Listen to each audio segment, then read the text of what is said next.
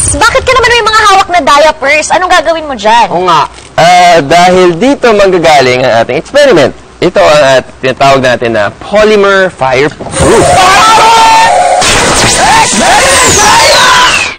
Ito ang mga kailangan natin sa experiment na ito. Tubig, glass bowl, alcohol, diapers, lighter, and cotton. Kailangan ko ng tulong ninyo para baklasin itong diapers.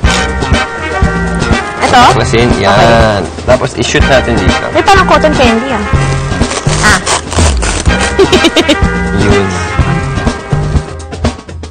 Ay, yung galing ah. Ito. Yan o, yan. Yan yung mga tawag natin. Polymer. Yan yung nag-absorb ng ihi ng bata kapag umihingi siya sa diapers. Kaya hindi siya tumatagos. Okay, so, ngayon, nahiwalay natin yung cotton na may halong polymer dyan sa loob ng galing sa diapers. Ngayon, kunin natin ang ating tubig. Ano ba karaming tubig? Lagyan lang natin. Sapat na tubig. Ang konti.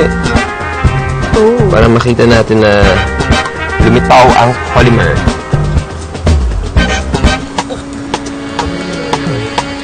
See, nakita niyo yan? Yan yung polymer. Parang panghalo-halo yung yelo. Yung ano niya, yung anyo niya. Ganyan. Parang malambot siya na parang Parang jelly ang texture. Jelly. This jello. Okay. Yes! James, hand Yeah. please. Ito na. Ito na yun. This is Ay, ano ulit gagawin? Lagyan natin ng layer ng polymer ang kamay ni Kuya James para protected siya. Kailangan laging safe. Ngayon, kuha ako ng... Mahal ka naman pala ni Chris. Hindi ka Siyempre. nasusunog, okay? Mapapasok ka lang. mga I-believers, Second degree. delikado ito mga I-believers. Hindi ito basta-basta pwede gawin sa bahay na walang kasamang adult o mas nakatatanda dahil may kinalaman sa apoy at alam natin, hindi pwede paglalaan ng apoy. Oo.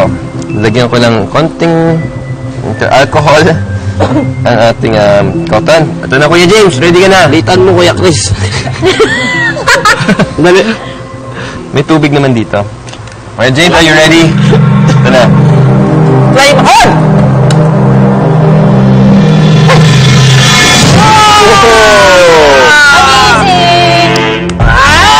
I believe! Yan, manhit ka. Huwag nyo itong gagawin sa laboratory, mga I-believers, At mga I-believers, ito ang explanation dyan kung bakit hindi napapasok si Kuya James. Yes, ano ba yung magic liquid na Makinig kayo yan? mabuti. FYI guys, mga I-believers, ang ilan sa mga diapers ay may lamang fire-safe polymers.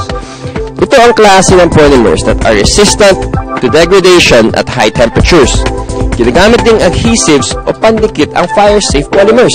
Kaya kung mapapansin, ang kinuha nating parte ng diaper ay sadyang madikit dahil ito nga ay may halong polymer material na super absorbent din with a consistency almost like petroleum jelly. Kaya naman madali itong nagpapatuyo. Dahil dito, protektado ang kamay ni James kahit binuhusan pa natin ito ng alcohol at hindi magic liquid. Ang alcohol ang nag-ignite para umapoy ang kamay ni James. Pero dahil nga sa nababalutan na ito ng polymer material, hindi nasunog ang kamay ni James. I believe.